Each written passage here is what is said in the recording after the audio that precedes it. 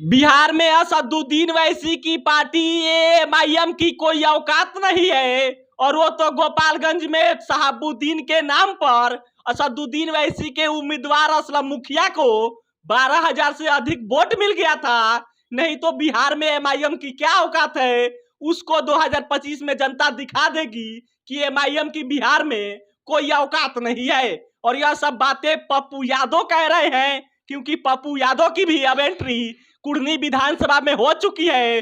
पप्पू यादव कुर्नी विधानसभा पहुंचे थे और वहीं पर पत्रकारों से बात करते हुए पप्पू यादव ने ये सारी बातें कही। और अब हम इसी खबर का विश्लेषण करेंगे, आपको बताएंगे कि आखिर किस बात पर एमआईएम की औकात देख लिए पप्पू यादव। और फिर इन्हीं सब डेटा पर हम चर्चा करेंगे कि आखिर असदुद्दीन वैसी के जो उम्मीदवार हैं वो कैसे लगातार महागठबंधन के कैंडिडेट का खेल बिगाड़ रहे हैं। लेकिन इसके पहले नमस्कार स्वीकार कीजिए, मेरा नाम सिकंदर अली है और आप बिहार मंच देख रहे हैं। याद करिए, गोपालगंज और मोकामा विधानसभा का उपचुनाव अभी हाल ही में समाप्त हुआ है और परिणाम आया। उसके बाद से चर्चा शुरू हो गई कि बिहार में महागठबंधन के जहां जहां उम्मीदवार हैं वहां वहां तो असदुद्दीन वैसी के उम्मीदवार तो खेला बिगाड़ दे रहे हैं। क्योंकि गोपालगंज का डेटा जब देखिएगा तो आपको पता चलेगा कि वहां से जो भाजपा और आरजेडी के बीच का हार जीत का फासला था वो मात्र 2,000 वोटों का था। लेकिन वहां पर असदुद्दीन वैसी के पार्टी के जो उम्मीदवार थे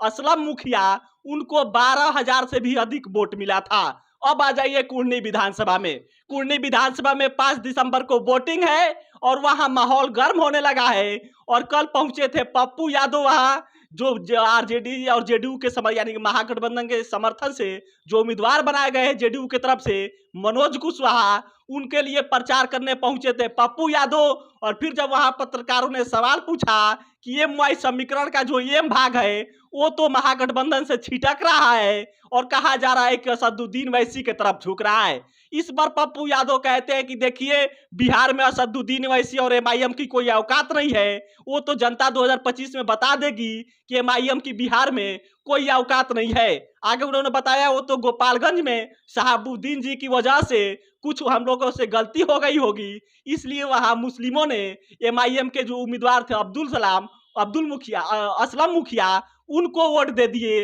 नहीं तो एमआईएम की तो बिहार में कोई औकात नहीं है। 25 में जनता एमआईएम को बता देगी कि बिहार में एमआईएम की क्या औकात है। और ये सब बातें पप्पू यादव कह रहे थे मीडिया से बातचीत करते हुए, क्योंकि पप्पू यादव भी मनोज कुशवाहा के प्रचार के लिए कुर्नी विधानसभा पहुंचे थे और वहां पर इन सब सारी चीजों का जिक्र किए। आगे उन्होंने ये भी बताया कि देखिए, जो हम लोगों से गलती हुई है शहाबुद्दीन जी के साथ वो हम लोग सुधारने की कोशिश करेंगे। क्योंकि गोपालगंज में पप्पू यादव के अनुसार शहाबुद्दीन फैक्टर काम किया, न कि असदुद्दीन वैसी का फैक्टर। क्योंकि अब ये पत्रकारों ने सवाल इसलिए पूछ लिया क्योंकि कुर्नी विधानसभा में भी असदुद्दीन वैसी के पार्टी की तरफ से उम्मीदवार का ऐलान कर दिया गया है। और इसलिए कहा जा रहा है कि अगर मुस्लिम वोट कुर्नी विधानसभा में असदुद्दीन वैसी के उम्मीदवार को मिलता है तो फिर यहाँ पर कुर्नी में भी जो महागठबंधन के उम्मीदवार है मनोज कुशवाहा, उनका खेला बिगड़ सकता है। बाकी इस पर क्या आप सोचते हैं? पप्पू यादव के इस जो आरोप लगाए हैं, जो दावा किए हैं,